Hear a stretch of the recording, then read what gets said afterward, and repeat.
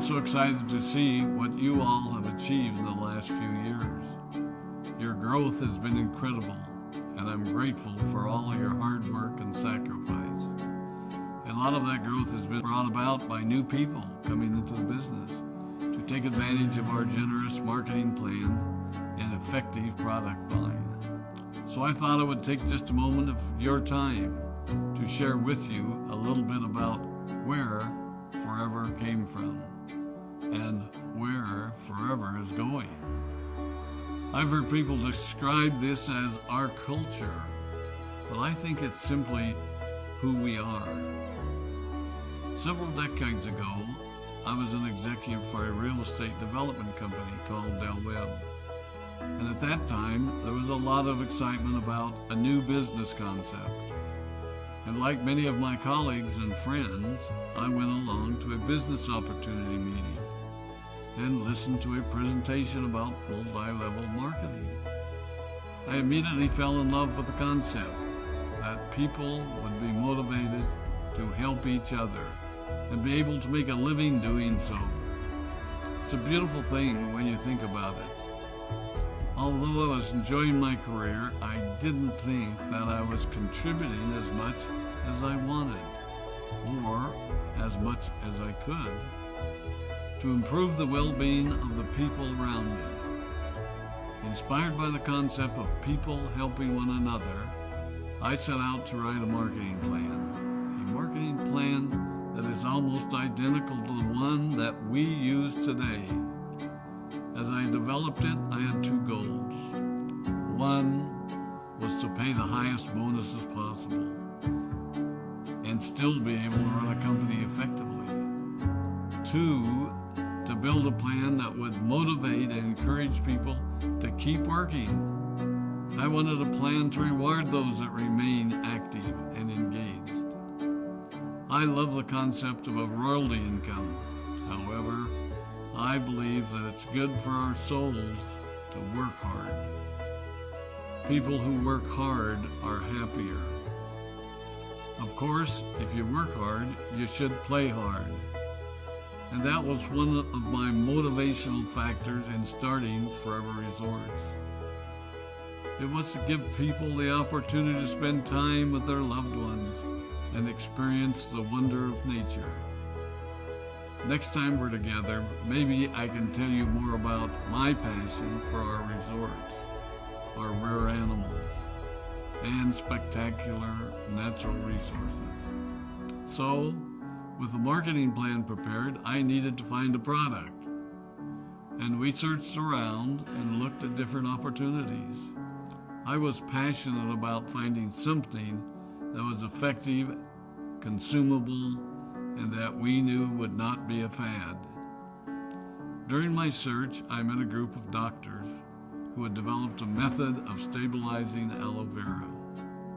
They convinced me of its efficacy, and we began testing the product, and were amazed by the results.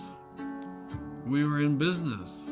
We had a fair and balanced marketing plan, a consumable, effective product, and the third ingredient, an absolute conviction that we could make a difference in the lives of the people around us. And while it might have been a bit presumptuous, we honestly believed that we could make a difference in the world. We put in generous return policies, customer service incentives, and began to build this business based on the principle of being nice to one another and helping others. The success was incredible, and we grew rapidly until Christmas of 1982. I was sitting at home with the family, and the phone rang. They informed me that there had been a freeze at our aloe plantations in Texas, and that all of our aloe was destroyed. I immediately went to the airport and flew to South Texas to see what we could do.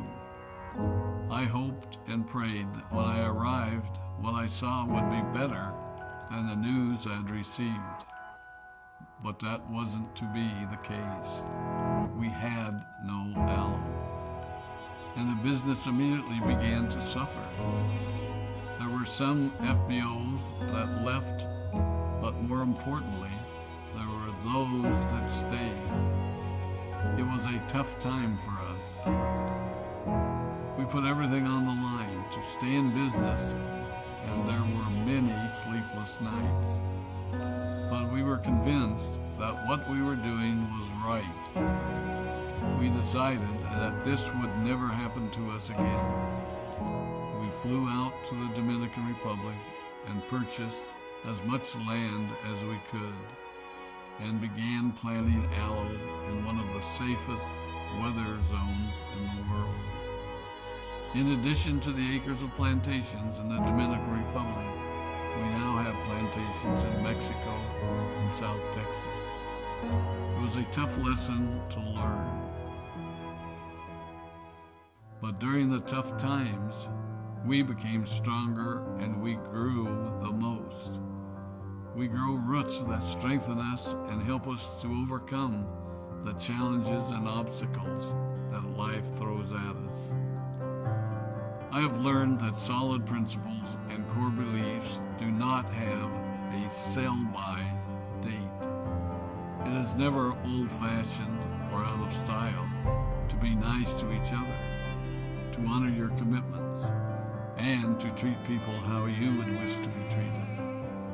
I recognize that many of you might not have heard about our beginnings, as you are new in the company.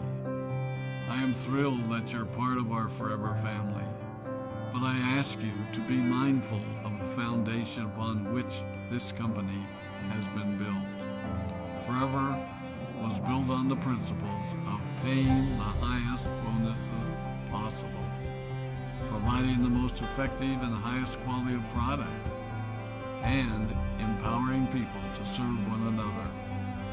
There are no shortcuts to success in our business.